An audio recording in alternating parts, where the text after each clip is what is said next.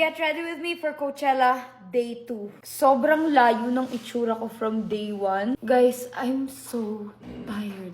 They weren't joking when they said you're gonna be walking 20 to 30,000 steps per day. I woke up feeling sick and my stiff neck.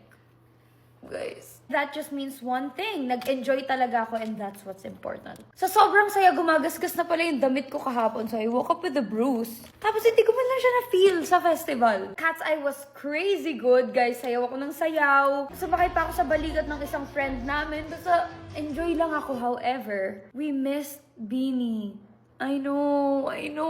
Pero hindi dahil nagpabaya kami, late kaming pumunta. We left before 2 p.m. First, we missed the highway exit, so nadagdagan kami ng 20 minutes. Second, we ended up being in the wrong side of the parking lot. Na-stuck kami sa traffic for like an hour. When we arrived, sabi ng guards, ikot daw kami sa kabila, so then we did. Pagdating doon, ikot na naman daw kami sa kabila. At this point, 5 minutes na lang before mag-beanie and nagpapanik na ako. Kala namin makakahabol pa kami mid-set kasi the ETA says 15 minutes. But then we got stuck for another 30 minutes. At this point, naiyak na ako because I really wanted to see them. Of course, that's a big milestone and I want to support. We ended up just watching it sa live stream while on the way and dinisip na lang namin na at least safe kami. Like burnt toast theory, if you guys know that. So then we just accepted it. Life goes on kasi for sure meron pang next time. Baka nga headline eh. We still enjoyed. Ang galing-galing ni Sabrina. Sobrang grabe yung mga set niya. Taas ng budget ni girl. But anyways, I think mas mag-enjoy ako today kasi nandun si Addison.